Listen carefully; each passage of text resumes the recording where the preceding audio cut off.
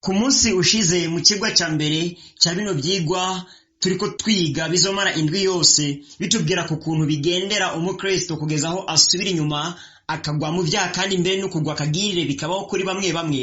Ku munsi wa mbere twize ikigwa kivuga yuko guhindukira inyuma ariyo ntambuko ya mbere yo gusubira inyuma, kandi twarakomeje turanavuga yuko gusubira inyuma, iyo abasubira inyuma bakugumyemwo niyo nyanduko y'ukugwa, nk'uko ukugwa iyo abaguye bakugumyemwo bagwa akagirire bagapfira mu vyaha. Imana idufashe cyane.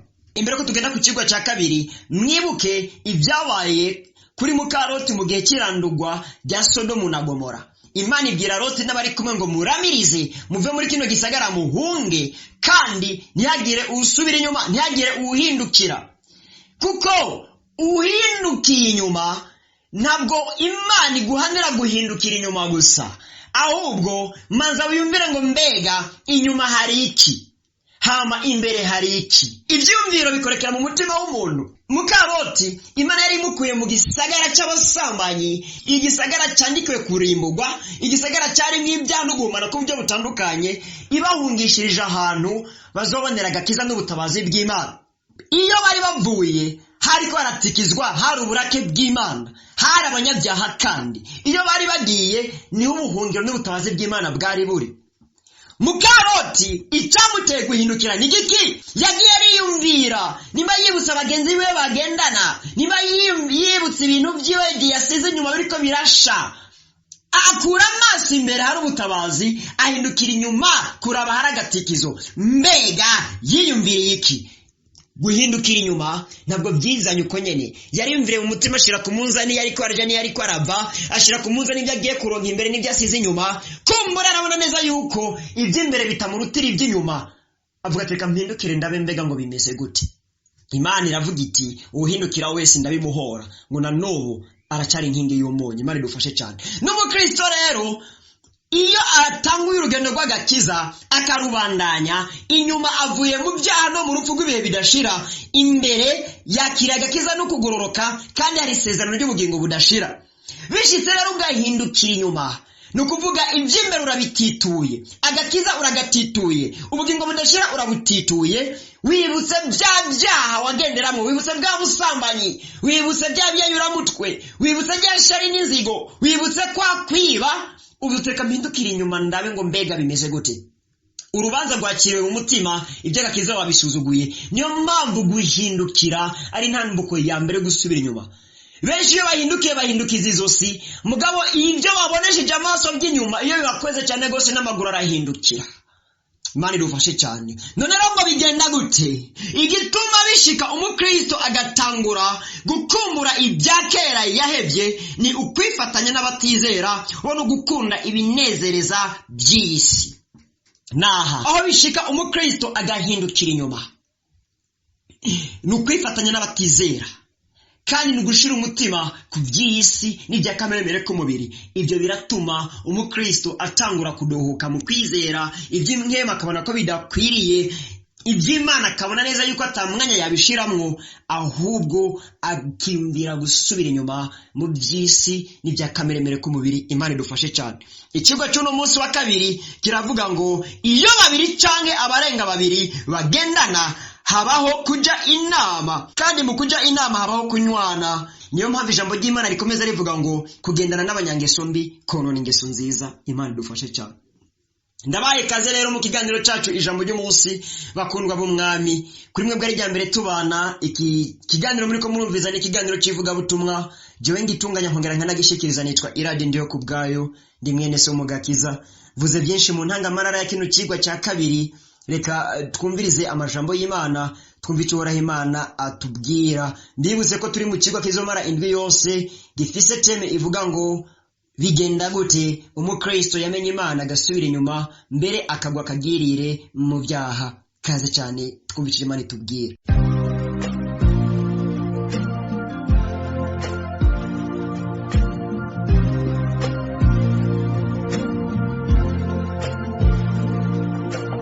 Turasoma ijambo ry'Imana dusanga mu gitabo ca Amosi igice cya 3 ku murongo wa 3. Hari umurongo mugufiye cyane gose ariko usobanura byinshi.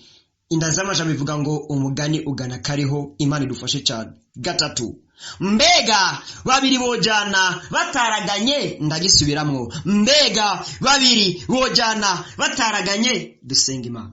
Mana ugira neza, uhoraho se umwami n'umucunguzi wacu Yesu Kristo, twongeye kugushimira kuri uno munsi tugejeje ko, kandi ndagukengurukiye cyane gose ku bw'abantu bene data bemeye kugurura ino audio bakayumviriza.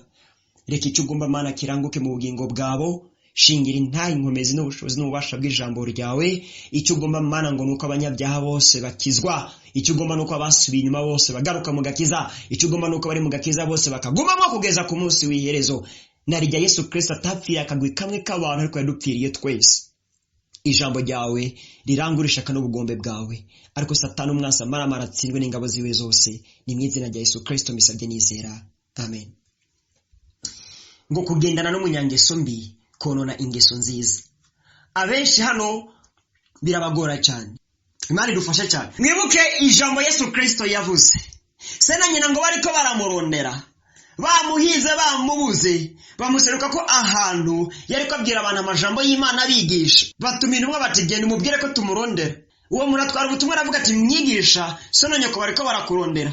Yesu aravuga ngo data na mama naba bari ngaha, bashiki banje na barumuna banje naba bari ngaha. Aba bariko bumva ijambo ry'Imana. Ndagomba kubwira mwene data, niwashishikara kwitwararika iby'umubiri, iby'imwemu ukabishira inyuma, iby'umubiri ukabishira imbere, iyo ni intambuko ya mbere yo gusubira inyuma. Iby'Imana niba biha agaciro gato, iby'umubiri n'iby'isi ukabiha agaciro kanini, uzoba uriko urasubira inyuma. Imana idufashe cyane. Yesu aravuga ngo data na mama nabumva ijambo ry'Imana naba bari ngaha bariko bakurikirana iby'Imana. Kubera iki? Utahure neza yuko umwe wese ngo azokwiyikorera uwiwe mutwaro. Nimba wakijijwe wenyine mu muryango wanyu, nibice bisigura ngo uco wifatanya na so na nyoko nabo muvukana mu byaha byabo, we warakijijwe, uri uwundi muntu, uri ubundi bwoko, wahindutse umuraganwa na Kristo, uri umwana w'Imana muri rusange.